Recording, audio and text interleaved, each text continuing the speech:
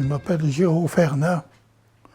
Je suis né le 5 août 1929. Ça me fait 87 ans. J'ai commencé à travailler dans les carrières en 46. En 46 jusqu'en 78. Mais il y avait mon frère qui faisait le mineur. Mais comme c'était, pour ainsi dire, on avait un peu mieux de salaire que dans les usines. Alors on tentait notre chance pour le temps. Voilà. On avait été appelés, étant jeunes, à travailler. Bon. Les premières ardoisières, c'est sur Saint-Julien, qu'on appelait ça les Grands-Bournes. Les Grands-Bournes. Et ensuite, on a travaillé une carrière au RES avec mon frère en association. Et sur le Baucher en société avec les frères Abacus. Et voilà, ça fait qu'on a fait 2 bails au Baucher et on a fini là. 2 bails, ça fait 18 ans, plus peut-être, je ne me rappelle pas combien d'années après encore. Là. C'est ce qu'on a eu à faire là. C'est moi Abacus qui s'occupait, lui, de la comptabilité, moi, il ne m'en occupait pas. C'était le travail dehors, lui, voilà. Lui, il n'aimait pas faire le mineur, il n'aimait pas, mais il n'aimait pas. Mais faire les fendilles, il était puis, vif, attention, il en débitait, hein, il en débitait. Puis il s'occupait de la clientèle, c'était des gars bien, quoi, voilà. Et ouais. C'est là qu'on voit la volonté de pas attendre après le voisin pour gagner sa vie, quoi, voilà. Ma première embauche, c'était au mois de juillet 46. Juillet 46. Il y avait mon frère, ils avaient une équipe, quoi. Il y avait, comment on dirait, il y avait un banc qui était formé, ça manquait les jeunes pour les aider, en 46. Et après, 46, bon, jusqu'en 50, 46, 49, j'ai fait mon service militaire, je suis revenu en carrière. Ensuite, j'ai eu un accident de moto, j'ai été une année ou deux à l'usine.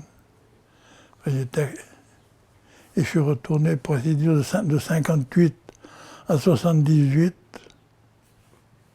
On a fait 2 bails au Baucher, puis sur Saint-Julien. Voilà. Au début, quand on est jeune, on travaille à l'extérieur, pour ainsi dire, on fait la fabrication de l'ardoise, voilà, la finition. On travaille à la finition, production de l'ardoise. Puis après, quand on prend des forces, on fait autre chose, on produit déjà mieux. Voilà. Quand on est jeune, on n'a pas assez de force, c'est pénible. Mais une fois qu'on a pris un peu mieux de force, on fait, voilà. On avait une base avec le patron, on était tâcherons. Alors, on avait un produit de base, et si on faisait plus, eh ben voilà. C'était pas précisé, c'était pas contrôlé. Si on faisait 10 heures par jour, il n'y a personne qui nous disait. On travaillait la journée, pour ainsi dire, on ne faisait pas le poste. Les derniers temps, on faisait le poste. Mais au début, c'était la journée, pour ainsi dire, de 7h30 le matin. Mais il faut être rendu sur le travail à 7h30, 7h30 midi et 1h30, 5h. À pied, il faut les compter une demi-heure, jusqu'à 45 minutes de marche. Les outils personnels, c'était, pour ainsi dire, une lame maillée à ciseaux pour faire la finition, quoi. Mais le reste appartenait à la société ou au banc ou au patron, quoi. Le reste, on n'avait que nos outils personnels, quoi. C'est pas...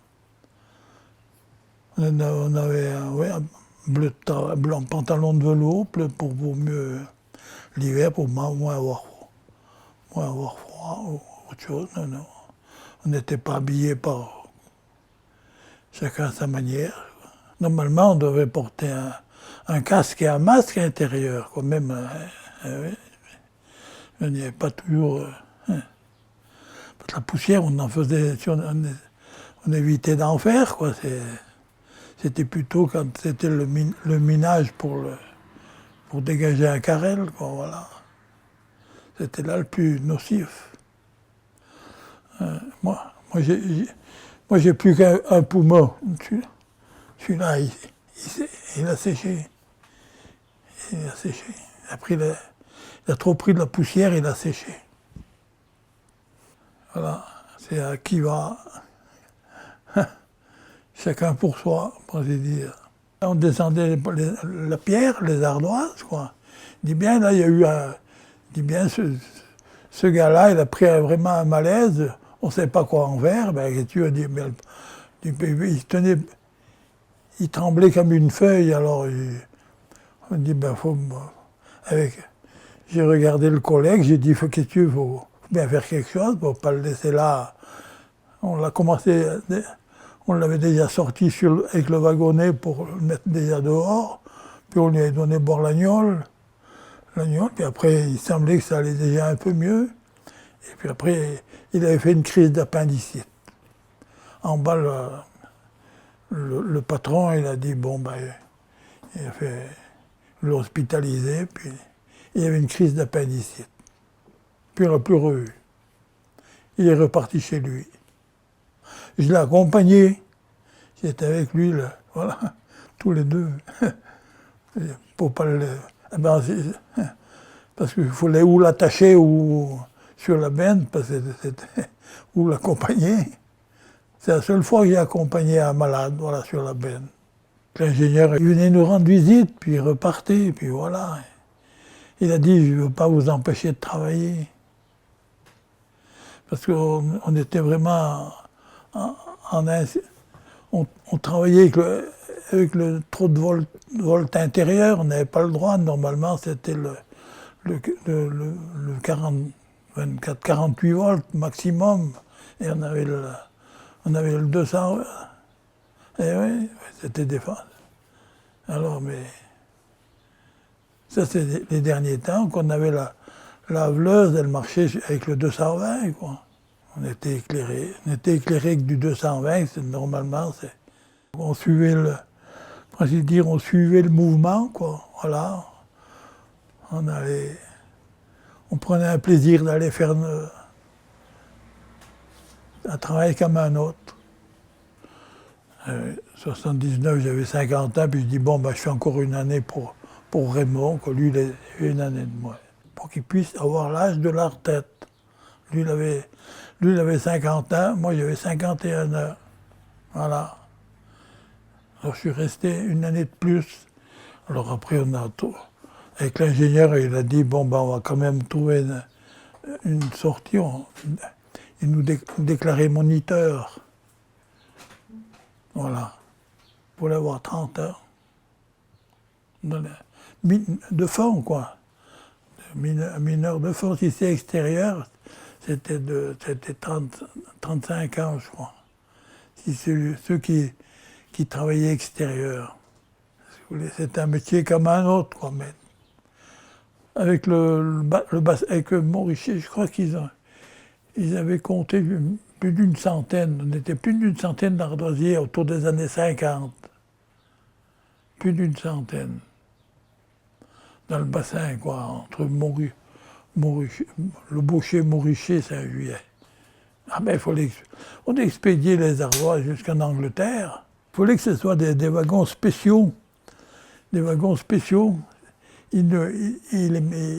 c'est eux qui nous envoyaient les wagons pour pouvoir, des wagons qui puissent aller sur les transporteurs, sur leur paquebot, quoi. Alors, on faisait 10 wagons à la fois, des 100 tonnes, voilà. Alors, ça partait 10 wagons de Saint-Juillet, c'était des wagons de 10 tonnes, et direction l'Angleterre. Oh, il n'a pas duré longtemps, il a duré peut-être 2-3 ans, mais alors pour faire les... On était obligé de se grouper pour pouvoir faire... Il fallait les remplir, les wagons. Ben oui. Ah ben, un gars de Saint-Julien qui faisait que ça, quoi. Quand il y a 10 wagons à faire, ben, tous les jours, il faisait que ça. Voilà. Alors il faisait...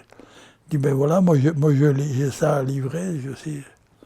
Et on se donnait la main, on faisait les wagons. Ah ben, c'était l'exportation, quoi. Il n'y avait pas de chômeurs, il n'y avait pas de chômeurs. Hein.